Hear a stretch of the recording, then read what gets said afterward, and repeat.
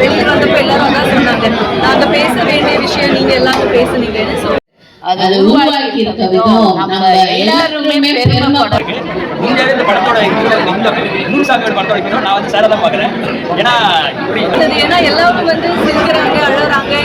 வெளியில வந்தப்ப எல்லாரும் தான் சொன்னாங்க, நாங்க பேச வேண்டிய விஷயம் நீங்க எல்லாரும் பேசுனீங்கன்னு. ஸோ நீங்க எல்லாரும் அப்படிதான் சொன்னாங்க. ஹாப்பியா இருக்கு. மேம் இன்னும் என்ன மாதிரி கேரக்டர் எடுத்து பண்ணணும்னு நினைச்சீங்க? இந்த மாதிரி நல்ல நல்ல கேரக்டர்ஸ் எல்லாமே பண்ணுவோம். அத ரொம்ப பிரமாதமா கட்டிக்காரு.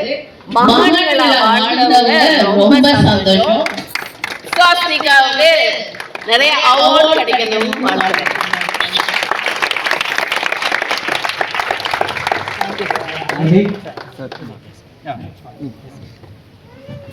எப்படி இருந்துச்சு நூறுசாமி? சத்தம் பத்தலே நூறுசாமி. நான் வந்து பாஸ்கர் என்ற ஒரு கேரக்டர். இது வெறும் ஒரு கேரக்டர் மட்டும் இருந்து போகாம நீங்க உங்களுக்கு தெரிஞ்ச உங்க வாழ்க்கையில ஒரு பாஸ்கரா இருக்கணும்னு நான் விரும்புறேன். உங்ககிட்ட இந்த மாதிரி நீங்க பாக்குறவங்க ஒரு கேள்வி கேட்கணும்னு நான் விரும்புறேன். இந்த படத்தை பார்த்து ஒரு சின்ன உணர்தல் இருந்துச்சுனாலே இது வந்து 100 சாமி இல்லை 100 கோடிக்கே சமம்.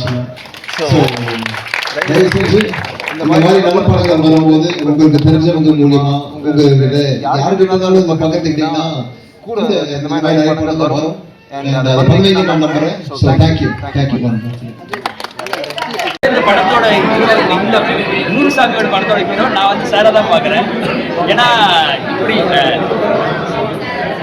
ஒரு நிகழ்ச்சியாக ஒரு ஈவெண்ட்டாக ஒரு நார்மலாக கடந்து போகிற விஷயத்தை வந்து ஒரு 2 மணி நேரம் 3 மணி நேரம் படமாக எடுத்து 2 மணி நேரம் 11 நிமிஷம் தான் இருக்குது. 3 மணி நேரம் படமாக எடுத்து மக்கள் எல்லாரும் ரசிக்கும்படியாக வந்து அந்தளவுக்கு கலர்ஃபுல்லாக என்டர்டைனிங்காக கமர்ஷியலாக வந்து வெளியே வந்திருக்கிறதுல அதே சமயத்தில் அந்த ஸ்டோரியோட அந்த நிகழ்வோட இன்டென்சிட்டி குறையாமல் வந்து வெளியே கொண்டு வந்திருக்காரு. அதெல்லாம் சார் தான் வந்து நான் உண்மையாக சார் தான் நான் வந்து சொல்லுவேன். ஸோ எல்லாரும் நிஜ லைஃப்ல பண்ணலாம். ஆல்ரெடி சினிமா எடுக்கிறது பெரிய விஷயமே இல்லைன்னு நான் நினைக்கிறேன். ப்ரொடியூசர் வந்து பணம் போட்டு படம் பண்ணுறாங்களா, அது ரிஸ்க் தான், கண்டிப்பாக ரிஸ்க். அதுக்கு மட்டும்தான் நான் பயப்படுறேன். மற்றபடி இது பண்ண ரிஸ்க் தான். நான் எடுத்த படம் எடுத்தாலும் ஒன்றும் இல்லை. இது ரியல் லைஃப்ல வாழ்ந்துக்கிட்டாங்களா கதையை எடுத்தாங்க. நீங்க வெளில வரும்போது ஆடியன்ஸ் ஒரு ரியாக்ஷன் பாத்தீங்களா, எப்படி இருந்தது? எனக்கு வந்து ரொம்ப ஒரு அன்எக்ஸ்பிளைனபிளா இருக்கு. நான் என்ன ஃபீல் பண்றேன் அப்படின்னு இந்த அளவுக்கு ரியாக்ஷன்ஸ் இருக்குன்னு எதுவும் இந்த கண்டிப்பா இந்த மூவி அது தப்பா பாக்குறாங்க. பாக்குறவங்க அதுதான் பாக்குறவங்க எப்படி வேணா பாக்குறாங்க.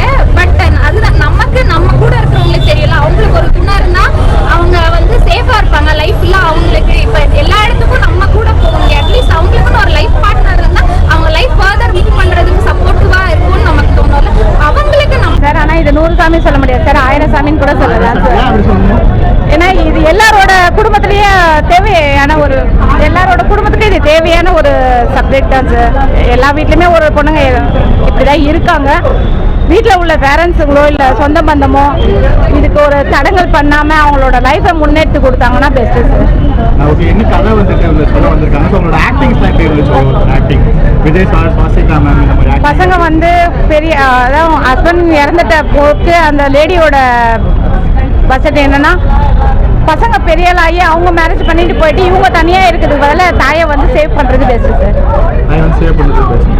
மியூசிக் வைஸ் எப்படி நம்ம விஜயாண்டனி சூப்பர் சூப்பராக ஓகே. ஒருத்தங்க படம் பார்க்க வராங்க, நீங்கள் பார்த்துட்டீங்க, யாராவது பார்க்க வராங்க, இதனால இந்த படம் பார்க்க வாங்கன்னு சொன்னாலும் என்ன சொல்லுவீங்க? என் ஃபேமிலியே நான் கூட்டு வரலான்னு இருக்கேன் சார் நெக்ஸ்ட் ஷோக்கு.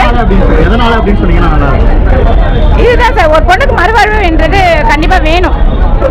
ஏன்னா நான் ஒரு பொண்ணான்றதுல அவங்களோட உணர்வு ஏன்னா நான் பட்டிருக்கேன், அந்த மாதிரி அவங்களும் படக்கூடாது, அதனால சொல்றேன்.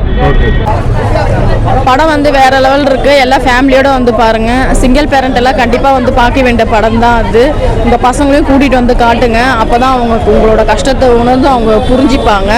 கண்டிப்பா எல்லா மக்களும் வந்து இந்த படத்தை பாருங்க. விஜய் ஆண்டனி அண்ணா வந்து டிஃப்ரெண்டா ஒரு படம் எடுத்திருக்காங்க. எப்பவுமே அவர் அம்மா கேரக்டர் வச்சு தான் படம் எடுப்பாங்க. இப்போ வந்து சிங்கிள் பேரண்டா வச்சு ஒரு படம் எடுத்திருக்காங்க.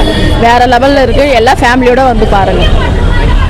எத்தனையோ பெண்களுடைய வாழ்க்கை வந்து கௌரவமா இருந்திருக்கும் நான் நினைக்கிறேன்.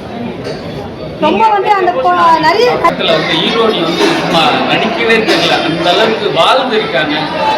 பசங்களாகட்டும் இந்த கதையை சூஸ் பண்ணி சசி சாருக்கு எப்படி சொல்கிறது நன்றியே அந்த அளவுக்கு சொல்ல முடியாத காலில் இருந்து ஆசீர்வாதம் வாங்குற மாதிரி ஒரு இதுவாக இருக்குது. இந்த படத்தில் நடிச்சிருக்காங்க. மிஸ்கின் சார் வந்து என்னடா அது இந்த படத்தை பார்த்துட்டு காலெல்லாம் ஹீரோனி காலெல்லாம் விழுந்தாங்கன்னு நம்ம கொஞ்சம் இதுவாக நினச்சோம். ஆனால் அவங்கள காலில் விழுந்ததுக்கு ஆம்சன் அவருக்கு எப்படி சொல்றது மிஸ்கின் சாருக்கு நன்றி சொல்லணும். ஏன்னா எந்த ஒரு இடத்துலையும் நடிப்பு இல்லாமல் வாழ்ந்துருக்காங்கன்னா எப்படி அப்படின்னாலும் அவங்கள பெண்ணாக இருந்தால் ஆணாக இருந்தாலும் யாராக இருந்தாலும் நிறைய ஹீரோக்கள் வந்து இந்த மாதிரி கதையில் உள்ளே இருந்து நடிக்க வாய்ப்பு எப்படி சொல்கிறது எடுத்துக்கவே மாட்டாங்க. வேற ஒரு